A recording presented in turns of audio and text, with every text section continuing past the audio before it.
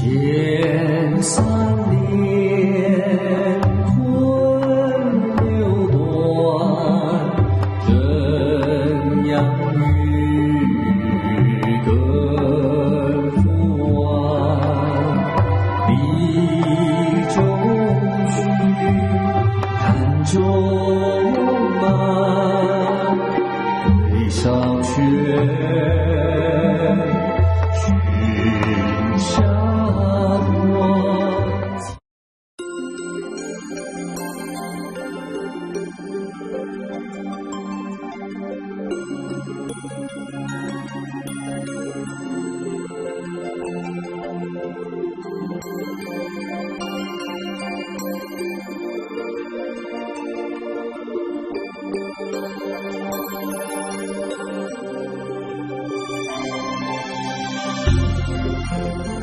学习易经真简单，其实只需3步走。第1步打基础，第2步要提升，第3步能应用。欢迎大家报学良心网曾仕强教授网络学习班，轻轻松松易经真的完全通。班务热线010-6929-0848，6929-0843。我们没有宗教，但是我们有信仰。中国人的信仰在哪里？伏羲氏当年，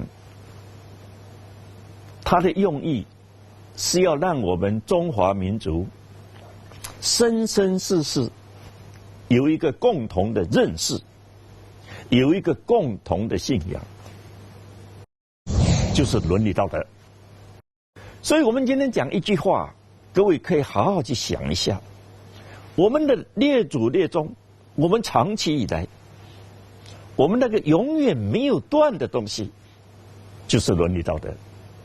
所以为什么儒家那么受到重视，也就是这个道理。可是在伏羲氏当年，他哪里有文字，他哪里有语言，他怎么可能讲很多道理？不可能。这也是我们非常敬佩伏羲氏的地方，他就用简单的一化开天来告诉我们，太极一方面代表了宇宙自然的秩序，它是有规律的。可是伏羲是希望我们把自然的规律转移到人事社会上面，所以易经多半是经由宇宙万象来讲出人生的道理。人生的道理是什么？我们用伦理，文理是我们加上去的代名词。所以伦理啊，你要跟西方人去讲啊，他就告诉你，那就是宗教啊。因为西方人是把个人的道德修养是归于宗教的。我想这点我们一定要搞清楚。西方到最后是分的，做事是科学，做人是宗教，中国人是不分的。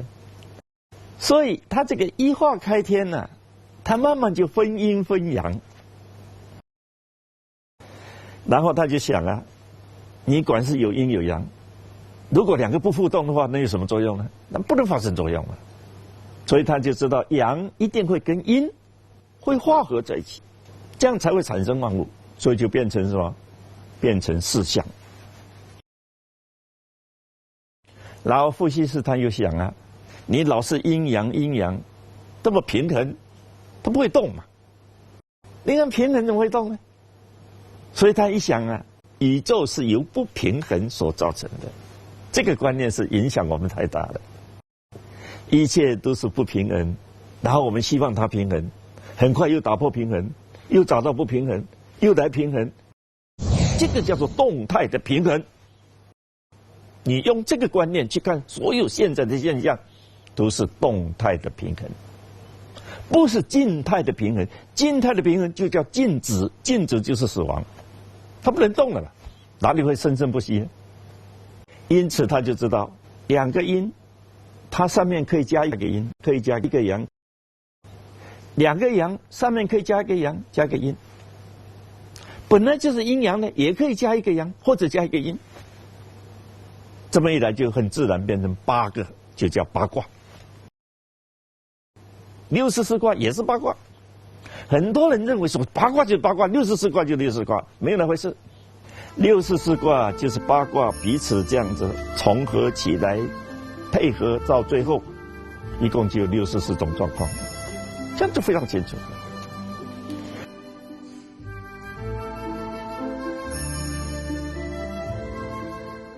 读易经怎么读？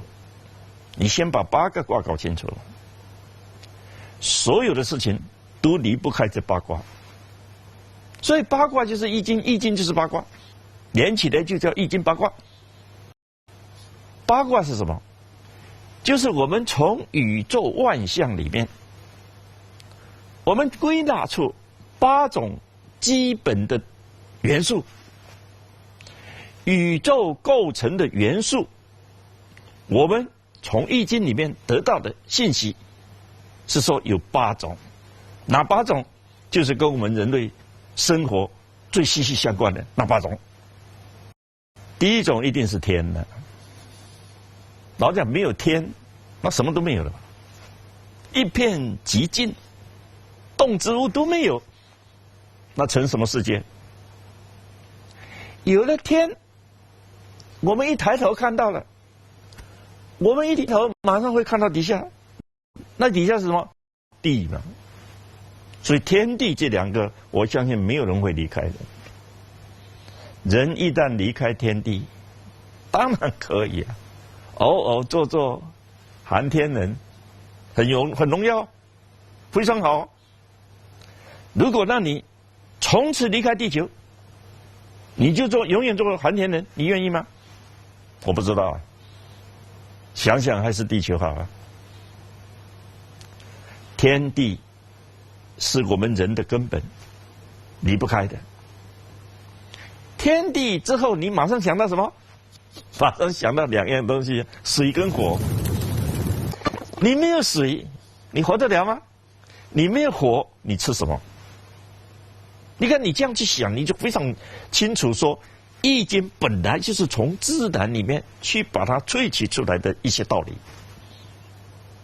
所以天地水火就是4个最根本的东西。天地水火就满足了吗？没有。有时候火太大了，很热，我们就开始什么扇扇子，就是希望风啊来了。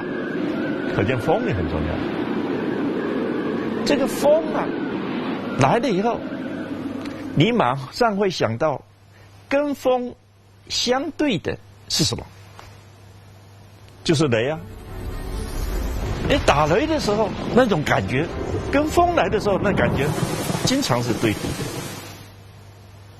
所以天地水火雷风，那你会想到这个风为什么从那边进来？为什么不从这边进来？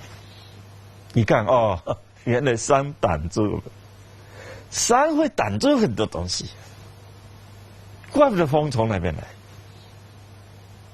所以山又变成很重要。那山挡住风，那风从哪里来？体验正版高清视频，享受真实内容服务，敬请关注《易经完全通》系列教材。帮务热线010-6929-0848，6929-0843。那边是什么？那就是海吧。也不一定完全是海。你看很多地方它没有海，就把泽叫做海。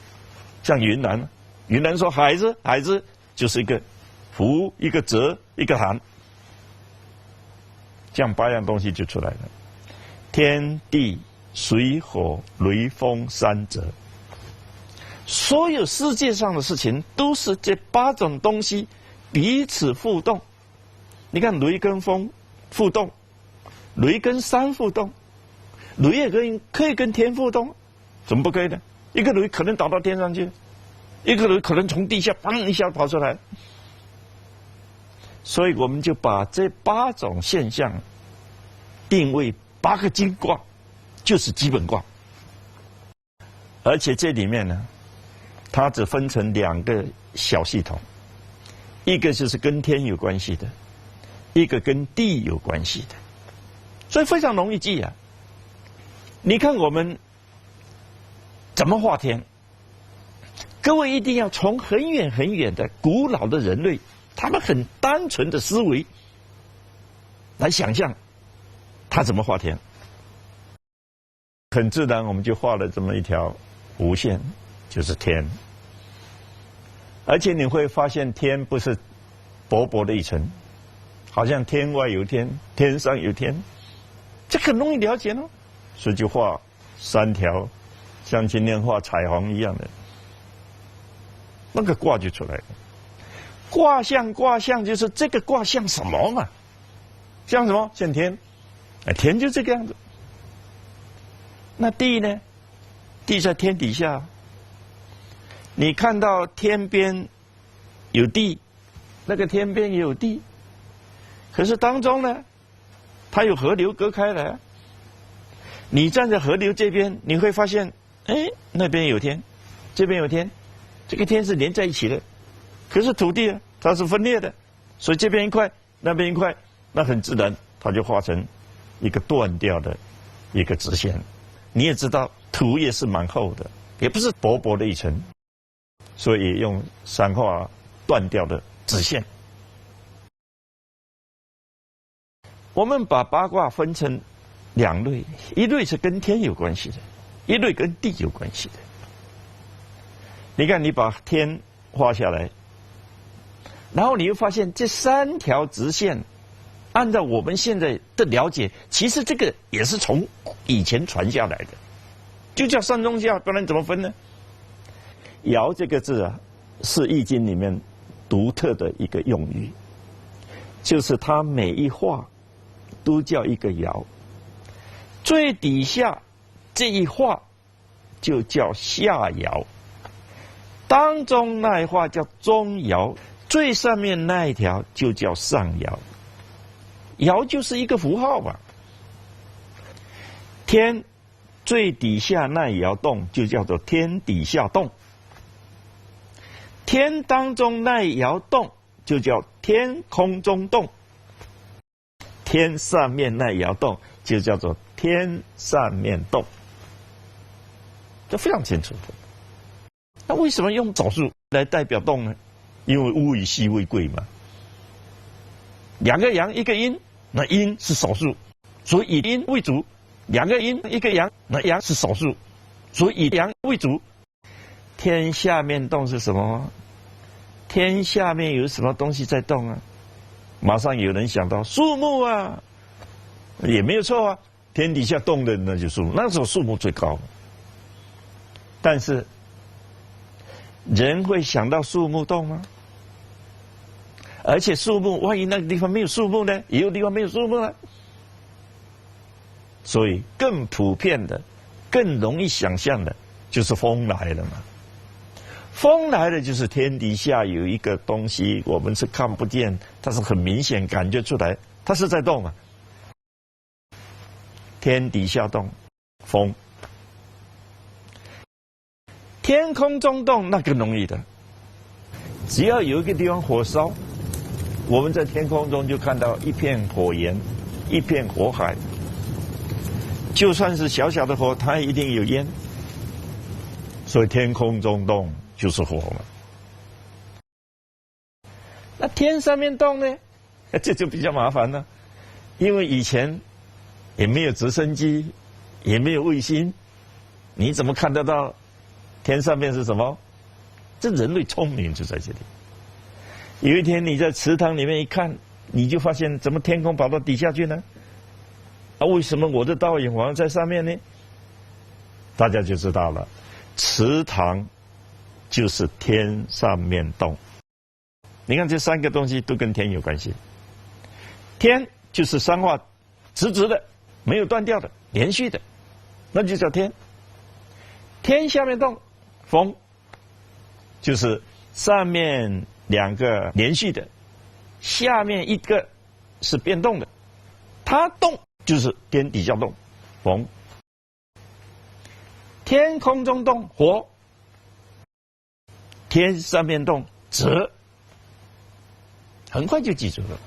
学习易经真简单，其实只需3步走。第一步打基础，第二步要提升，第三步能应用。欢迎大家报学良心网曾仕强教授网络学习班，轻轻松松易经真的完全通。班务热线010-6929-0848，6929-0843。